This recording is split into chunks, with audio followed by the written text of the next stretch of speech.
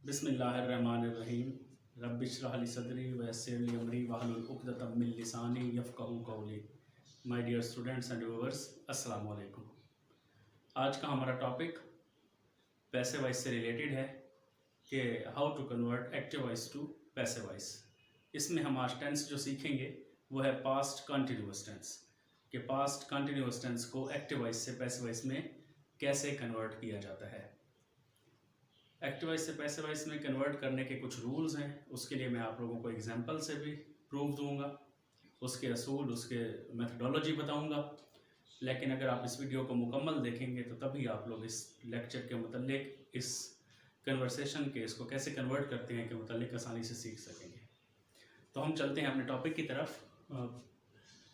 Convert active to passive voice, past continuous tense. हमने past continuous tense को कैसे convert करना है एक्टिव वॉइस से पैसिव वॉइस में। इसमें सबसे पहले अगर उर्दू में पहचान हो तो उर्दू फिक्रे के आखिर में दिया जा रहा था, दी जा रही थी, दिए जा रहे थे, किया जा रहा था वगैरह आता है। हमारे पास उर्दू सेंटेंसेस जो होंगे तो उनमें हम इस तरीके से इसकी पहचान को याद रख सकते हैं। मेथड, इसका मेथड क्या होगा? अफर्मेटिव सेंटेंसेस जो होते हैं, जो मुस्बत फिक्रात होते हैं, इनको हम मुस्बत फिक्रात कहते हैं, अफर्मेटिव सेंटेंसेस। इनमें सबसे पहले आपने subjective form of object, SO से मुराद क्या है? सब्जेक्टिव फॉर्म ऑफ ऑब्जेक्ट, इसको लिखना है। फिर आप लोगों ने हेल्पिंग वर्ब वाज या वर में से एक का इस्तेमाल करना है। उसके साथ आप लोगों ने बीइंग का इजाफा करना है। वर्ब की थर्ड फॉर्म यूज होगी, बाय का इस्तेमाल है, और ओएस से मुराद है ऑब्जेक्टिव फॉर्म ऑफ सब्जेक्ट। इससे क्या मुराद है? Objective form of subject. ये चीज याद रखेंगे आप लोग कि हमेशा पैसिव वॉइस का कोई भी सेंटेंस हो तो उसके अंदर हमेशा वर्ब की थर्ड फॉर्म ही इस्तेमाल की जाती है। इसलिए हम यहाँ पे चाहे नेगेटिव सेंटेंसेस हो चाहे इंट्रोगेटिव हो, हम वर्ब की थर्ड फॉर्म ही यूज करेंगे, चाहे पैसिव वॉइस का कोई भी टेंस हो, कोई भी सेंटेंस हो। इन नेगेटिव सेंटेंसेस में सब्जेक्टिव फॉर्म ऑफ ऑब्जेक्ट जो है वो सबसे पहले, इसके साथ ही वाज वर का इस्तेमाल है, फिर नॉट है और फिर बीइंग है। यानी हेल्पिंग वर्ब के दरमियान में आपने वाज बीइंग या वर बीइंग जो भी आएगा उनके दरमियान में आपने नॉट का इस्तेमाल करना है। वर्ब की थर्ड फॉर्म उसी तरीके से इस्तेमाल है, बाय है, और ऑब्जेक्टिव फॉर्म ऑफ सब्जेक्ट जो है उसका इस्तेमाल है। इंट्रोगेटिव सेंटेंसेस में वाज या वर फिक्रे के स्टार्ट में आएंगे, फिर उसके साथ हम सब्जेक्टिव फॉर्म ऑफ ऑब्जेक्ट का इस्तेमाल करेंगे, बीइंग का इजाफा। ये वैसे ही है, वर्ब की थर्ड फॉर्म बाय और ऑब्जेक्टिव फॉर्म ऑफ सब्जेक्ट का इस्तेमाल जो है वो किया जाएगा। यानी मेथडोलॉजी देखें कि सेम ही आ रही है, पर चाहे वो पॉजिटिव सेंटेंसेस थे, चाहे वो नेगेटिव थे, चाहे वो इंट्रोगेटिव थे।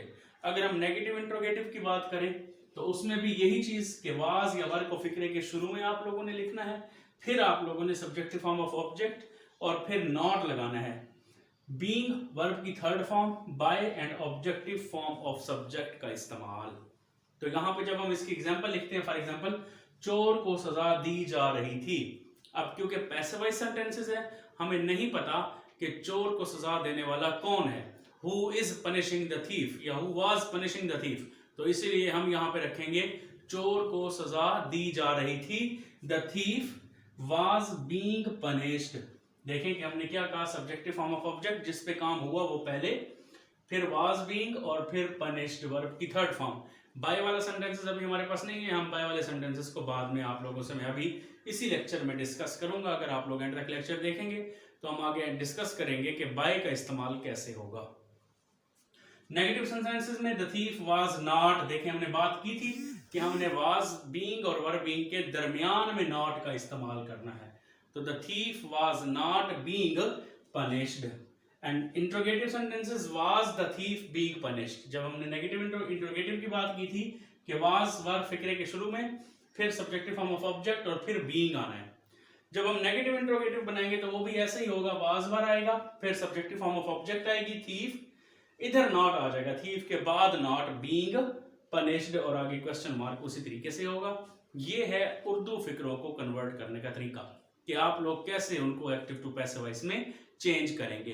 अब हम बात करते हैं कि इसको अगर इंग्लिश सेंटेंसेस हमारे पास आ जाएं तो उनको हम हाउ टू कन्वर्ट, कैसे कन्वर्ट करते हैं। तो उसमें देखते हैं कि नोट यहाँ पे मैंने एक लिख दी है, आप लोगों को नजर आ रहा होगा कि पास्ट कंटिन्यूअस टेंस को पैसिव वॉइस में तब्दील करने के लिए हेल्पिंग वर्ब वाज वर और बीइंग और वर्ब की थर्ड फॉर्म का इस्तेमाल करते हैं।